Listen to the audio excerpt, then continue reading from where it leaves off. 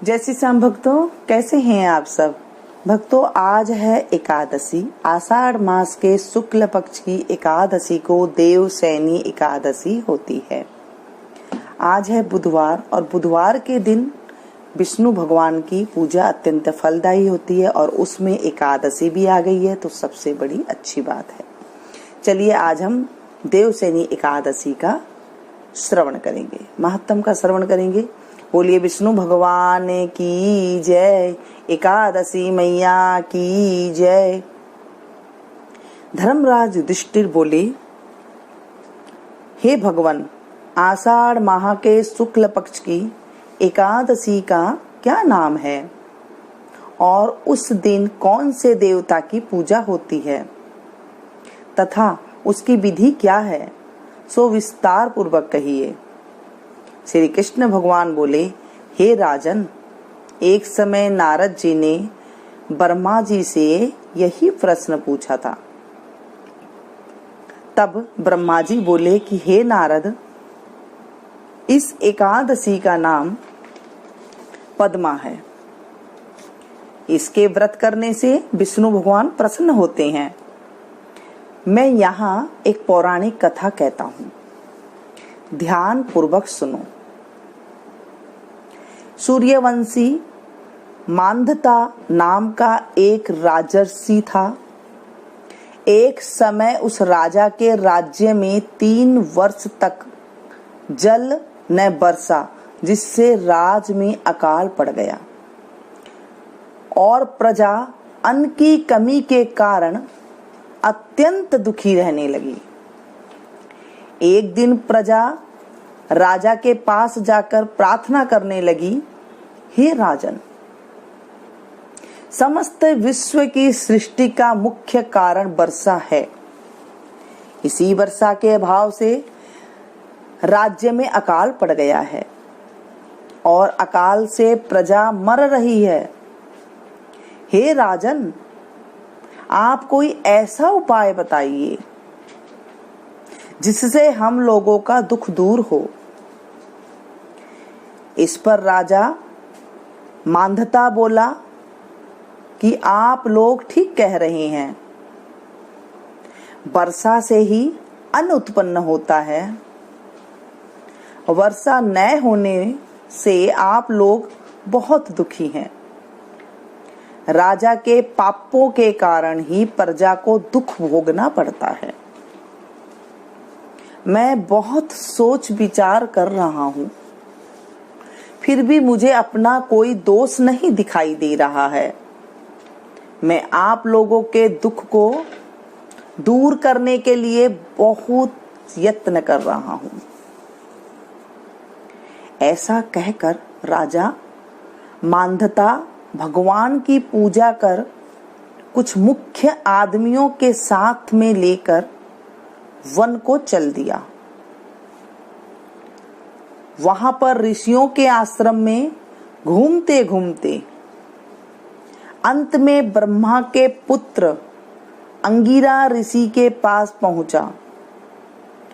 वहां मुनि अभी नित्य कर्म से निवृत्त हुए थे। राजा ने उनके सन्मुख प्रणाम किया और मुनि ने उनको आशीर्वाद दिया और बोले, हे राजा, आप कुशल पूर्वक तो हैं तथा आपकी प्रजा भी कुशल पूर्वक होगी।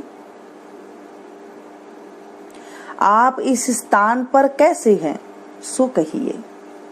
राजा बोला, हे महर्षि, मेरे राज्य में 3 वर्ष से वर्षा नहीं हो रही है। इससे अकाल पड़ गया है और प्रजा महान दुख भोग रही है। प्रजा के कष्ट को दूर करने के लिए कोई उपाय बतलाइए। इस पर वह ऋषि बोले, राजन, यह सतयुग सब युगों में श्रेष्ठ है। इसमें धर्म के चारों चरण सम्मिलित है, अर्थात इस युग में धर्म की सबकी अधिक उन्नति है, सबसे अधिक उन्नति है। इस युग में ब्राह्मणों का तपस्या करना तथा वेद पढ़ना ही मुख्य अधिकार है। परंतु आपके राज्य में एक शूद्र इस युग में भी तपस्या कर रहा है। इस दोष के कारण आपके राज्य में वर्षा नहीं हो रही है। यदि आप प्रजा का भला चाहते हैं तो शूद्र को मार दीजिए।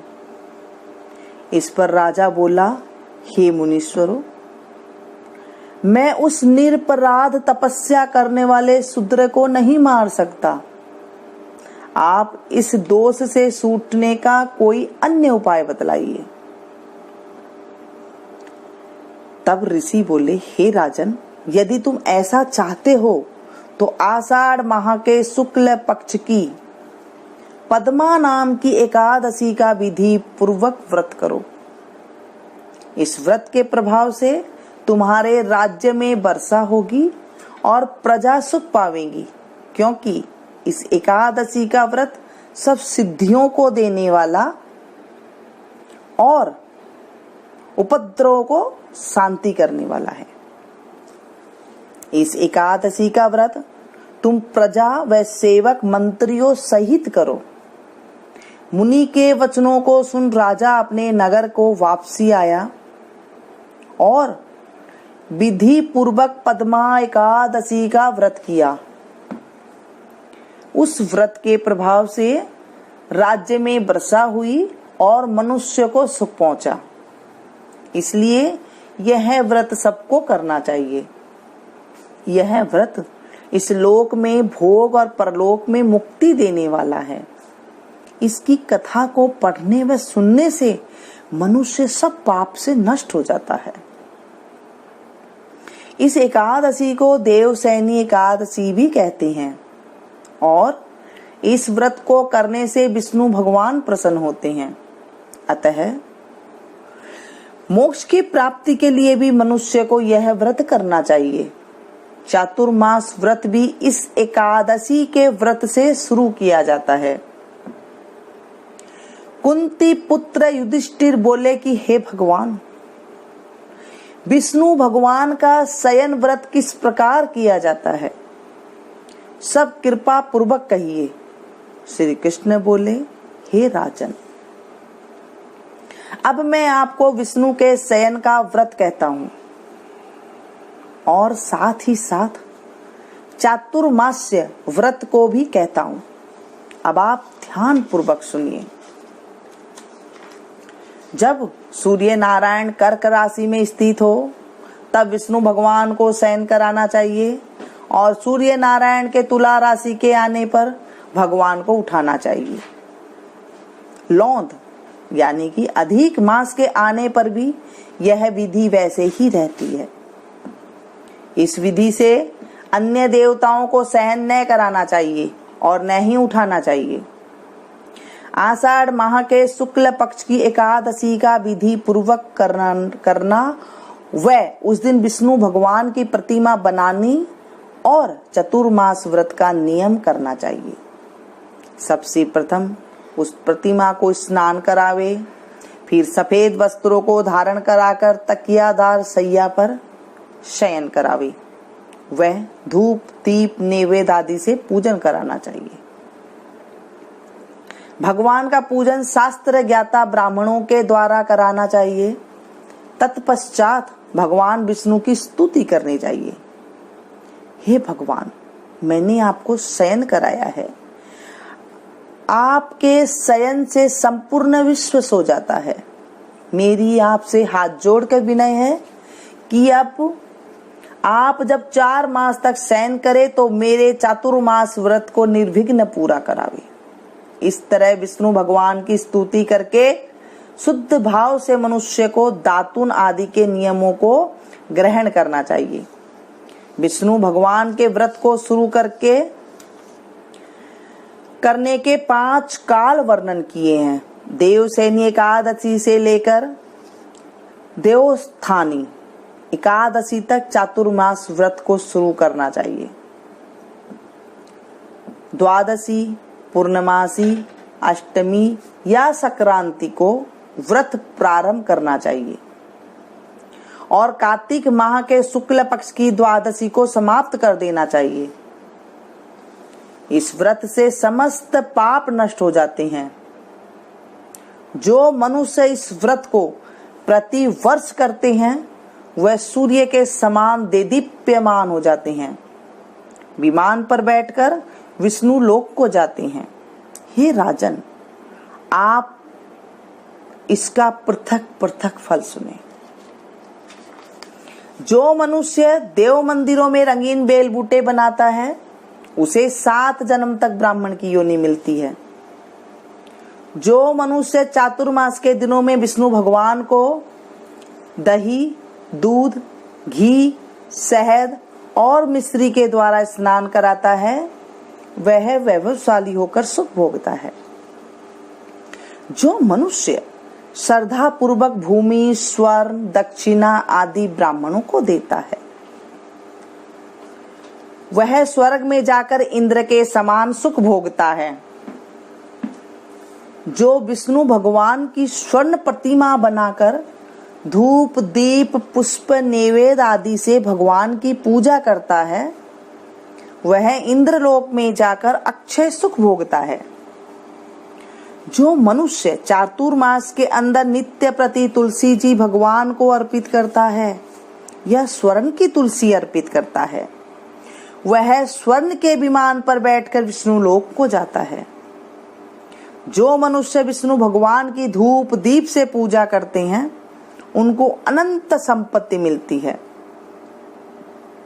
जो मनुष्य इस एकादशी से कार्तिक के महीने तक अश्वत्थ वृक्ष की विष्णु के पूजा करते हैं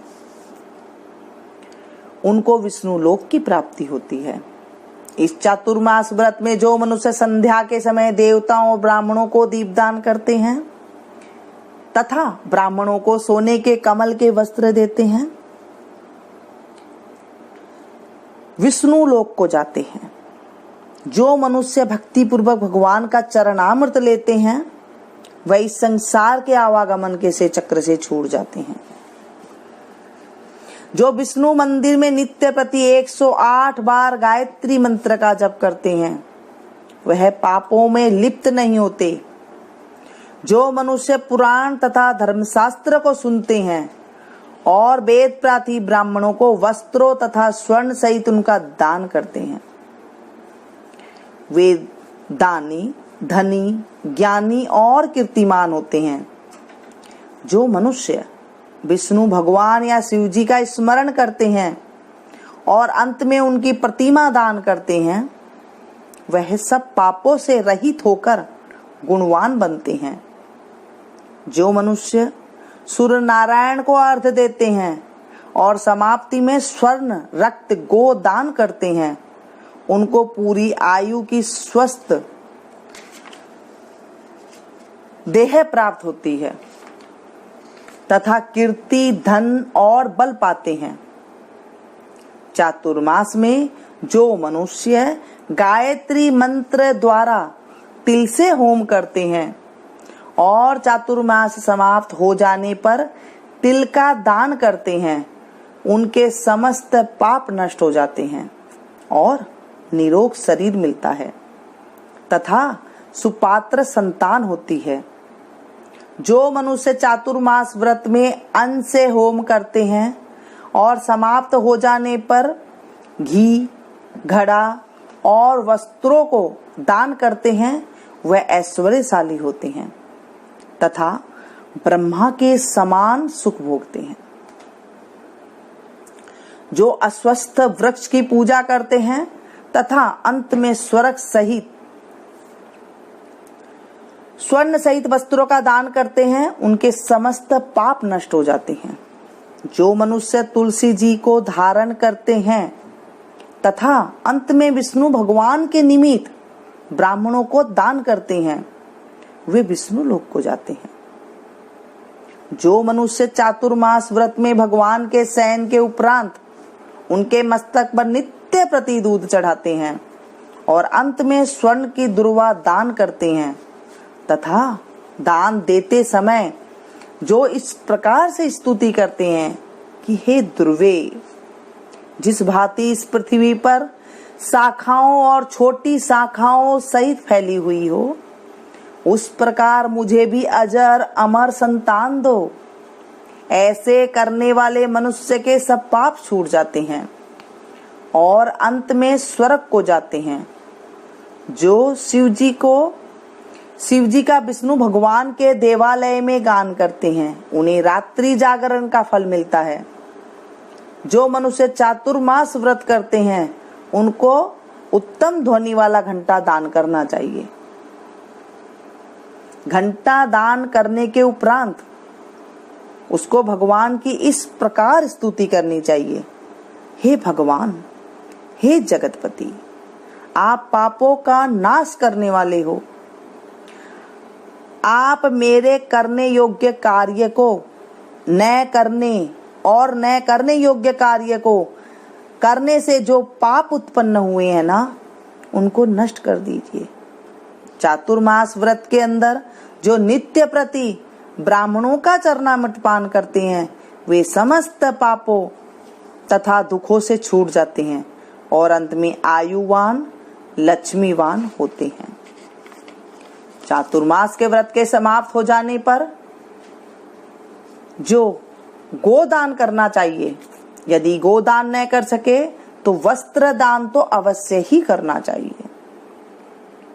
जो ब्राह्मणों को नित्य प्रति नमस्कार करते हैं, उनका जीवन सफल हो जाता है और समस्त पापों से छूट जाते हैं। चातुर्मास के व्रत की समाप्ति में जो ब्राह्मणों को भोजन कराता है, उसकी आयु तथा धन की वृद्धि होती है। जो मनुष्य अलंकार दक्षिणा का दान करते हैं, वह चक्रवर्ती आयुवान पुत्रवान राजा होते हैं और स्वर्गलोक में प्रलय के अंत तक इंद्र के समान राज्य करते हैं। जो मनुष्य सूर्य भगवान तथा गणेश जी को नित्य नमस्कार करते हैं, उनकी आयु तथा लक्ष्मी बढ़ती है और यदि गणेश जी प्रसन्न हो जाएं, तो मनवांछित फल पाते हैं। गणेश जी और सूर्य की प्रतिमा ब्राह्मणों को देने से सब काम की सिद्धि होती है। जो मनुष्य दोनों ऋतुओं में महादेव जी की प्रसन्नता के लिए रूपादान करते हैं या प्रतिदिन तिल और वस्त्र के साथ तांबे का पात्र दान करते हैं, उनके यहाँ स्वस्थ सुंदर शिव भक्त पुत्र रत्न उत्पन्न होते हैं। चातुर्मास व्रत की समाप्ति पर चांदी पात्र या तांबा पात्र गुड़ और तिल के साथ दान करना चाहिए। जो मनुष्य विष्णु भगवान के शयन करने के उपरांत यथाशक्ति वस्त्र और तिल के साथ स्वर्ण दान करते हैं, उनके समस्त पाप नष्ट हो जाते हैं और इस लोक में भोग तथा परलोक में मोक्ष दोनों प्राप्त होते हैं। जो मनुष्य ब्राह्मणों की धूप पुष्प से पूजा करते हैं और अन्न वस्त्र दान देते हैं तथा चातुर्मास व्रत के समाप्त होने पर शय्या दान करते हैं, उनको अक्षय सुख मिलता है और कुबेर के समान धनवान होते हैं। वर्षा ऋतु में जो गोपी चंदन देते हैं, उस पर भगवान प्रसन्न होते हैं और इस लोक में भोग तथा परलोक में मुक्ति पाते हैं। चातुर्मास व्रत में भगवान के शयन करने पर गुड़ अथवा शक्कर का दान देते हैं और व्रत के समाप्त हो जाने पर इस प्रकार उद्यापन करते हैं। 4 पल या 8 पल वाले तांबे के पात्र या 48 पल का एक तांबे का पात्र लेकर उसमें शक्कर भरकर तथा वस्त्र फल दक्षिणा सहित ब्राह्मण को देना चाहिए। शक्कर सहित तांबे का पात्र सूर्य को प्रिय है, इससे मनुष्य के समस्त रोग नष्ट हो जाते हैं। उसके दान के प्रभाव से बलवान कीर्तिवान संतान उत्पन्न होती है, जो मनवांछित फल देने वाली है। हे कुंती पुत्र, इस चातुर्मास व्रत को करने वाला मनुष्य गंधर्व विद्या में निपुण और स्त्रियों को प्रिय होता है। जो मनुष्य चातुर्मास व्रत में ब्राह्मणों को शाक फल आदि देते हैं और अंत में यथाशक्ति दान दक्षिणा वस्त्र आदि देते हैं, वह सुखी राजयोगी बनते हैं। शाक और फल से देवता प्रसन्न होते हैं, अतः उनके देने से देवता प्रसन्न होते हैं। जो मनुष्य इस व्रत में प्रतिदिन सौंठ, मिर्च, पीपर का वस्त्र और दक्षिणा के साथ दान करते हैं और व्रत के अंत में स्वर्ण की सौंठ, मिर्च आदि दान देते हैं, वे 100 वर्ष तक जीते हैं और अंत में स्वर्ग को जाते हैं। जो मनुष्य बुद्धिमान ब्राह्मण को मोती दान करता है, वह कीर्ति को प्राप्त करता है। जो मनुष्य इस व्रत में तंबाकू का दान करते हैं, तो तंबाकू खाना छोड़ देते हैं और अंत में लाल वस्त्र ब्राह्मणों को दान करते हैं, वे अगले जन्म में सौंदर्यशाली बनते हैं और निरोगी, बुद्धिमान, भाग्यवान तथा सुंदर वाणी वाले होते हैं। तंबाकू के दान से इस लोक में गंधर्व विद्या में निपुण और परलोक में स्वर्ग मिलता है। तंबाकू लक्ष्मी और मंगल प्रदान करती है। इसके दान से देवता प्रसन्न होते हैं और अनंत धन देते हैं। इस व्रत से जो मनुष्य लक्ष्मी या पार्वती जी को प्रसन्न करने के लिए हल्दी का दान करते हैं और अंत में चांदी के पात्र में हल्दी रखकर दान देते हैं, वे स्त्रियां अपने पति के साथ और पति अपनी स्त्री के साथ सुख भोगते हैं। इससे इन्हें सौभाग्य, अक्षय धन तथा सुपात्र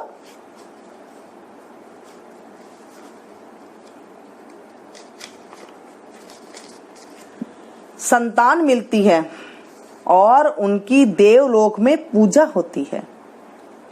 इस व्रत से जो मनुष्य शिवजी और पार्वती जी की प्रसन्नता के लिए ब्राह्मण, स्त्री पुरुषों की पूजा करते हैं तथा दक्षिणा, वस्त्र, स्वर्ण आदि दान करते हैं और व्रत के शुरू में शिवजी की स्वर्ण की प्रतिमा दान देते हैं, गो और बेल दान व ब्राह्मणों को मीठा भोजन कराते हैं, उन्हें संपत्ति और कीर्ति मिलती है और इस लोक में सुख भोग कर अंत में शिवलोक को जाते हैं।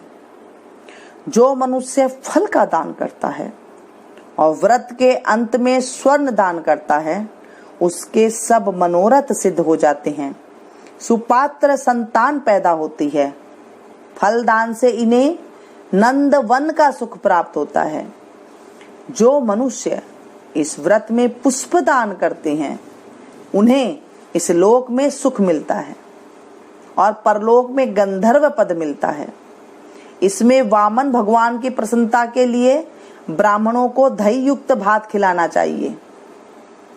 यदि यह नित्य न हो सके तो 8 अमावस्या, पूर्णमासी और प्रत्येक रविवार या शुक्रवार को खिलाना चाहिए। इस व्रत की समाप्ति में भूमि दान न हो सके तो वस्त्र और स्वर्ण से युक्ता पादुका दान करना चाहिए। ऐसा करने से इस लोक में धन्य धान्य, पुत्र तथा विष्णु भक्ति मिलती है और अंत में विष्णु लोक को जाते हैं।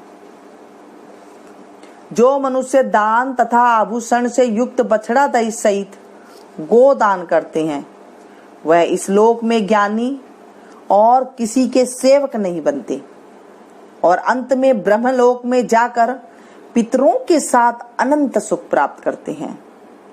चातुर्मास व्रत में जो मनुष्य प्रजापत्य व्रत करते हैं और इसके समाप्ति में गोदान करते हैं और ब्राह्मणों को भोजन कराते हैं, वह समस्त पापों से छूटकर ब्रह्मलोक को जाते हैं। इस व्रत में जो एक दिन छोड़कर वस्त्र और बैलों के साथ 8 हल दान करते हैं और शाक, मूल, फल आहार करते हैं, वह विष्णुलोक को जाते हैं।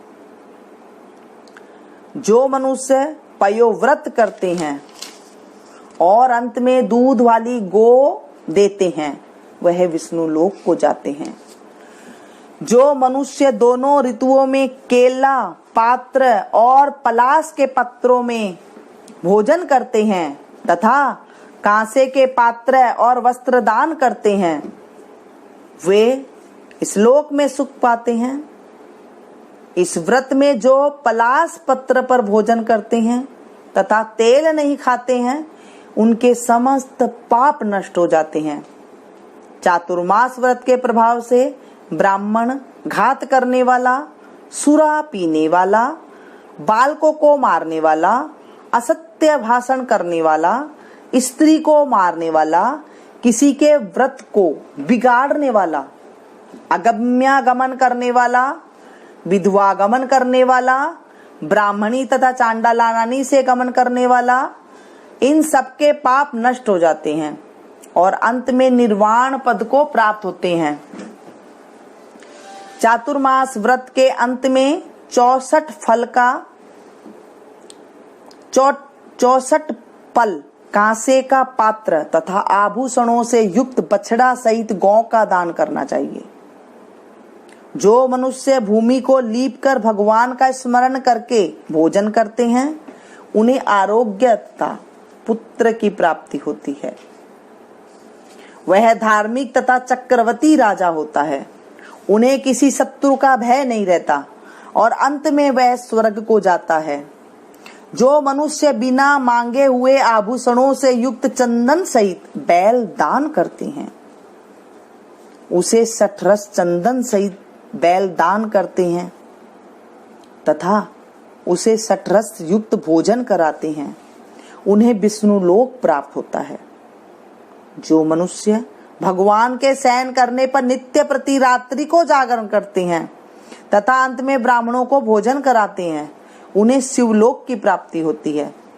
चातुर्मास व्रत में जो मनुष्य नित्य प्रति एक समय खाकर ही रहता है और अंत में भूखे को भोजन कराते हैं, उन्हें स्वर्ग की प्राप्ति होती है।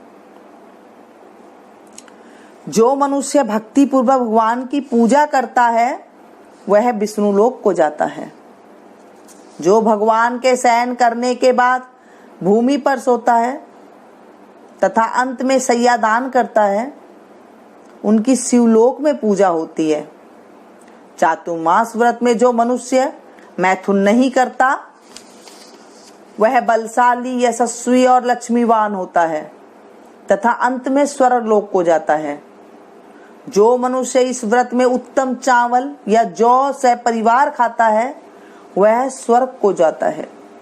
चातुर्मास व्रत में जो तेल नहीं लगाता तथा अंत में कांसे या मिट्टी के पात्र में तेल भरकर दान देते हैं, वह विष्णु लोक को जाते हैं। जो इस व्रत में शाक नहीं खाता और अंत में चांदी के पात्र में वस्त्र लपेट कर दान करता है, वह शिवलोक में जाकर ख्याति प्राप्त करता है। जो मनुष्य इस व्रत में गेहूं का त्याग कर भोजन करते हैं तथा स्वर्ण का गेहूं दान करते हैं, उन्हें अश्वमेघ यज्ञ के फल की प्राप्ति होती है। जो मनुष्य इस व्रत में अपनी इंद्रियों का दमन करता है, उसे अश्वमेघ यज्ञ का फल मिलता है। जो मनुष्य श्रावण में साग, भादों में दही, क्वार में दूध और कार्तिक में दाल को त्याग कर देते हैं, उन्हें निरोगी काया प्राप्त होती है। जो स्नान करके भगवान की पूजा करते हैं, वह स्वर्ग को जाते हैं। जो मनुष्य इस व्रत में मीठा, खट्टा, कड़वा पदार्थ को त्याग करते देते हैं, वह समस्त दुर्गुणों से छूट कर स्वर्ग को जाते हैं। जो मनुष्य भगवान का स्मरण करते हैं, उन्हें स्वर्ग की प्राप्ति होती है।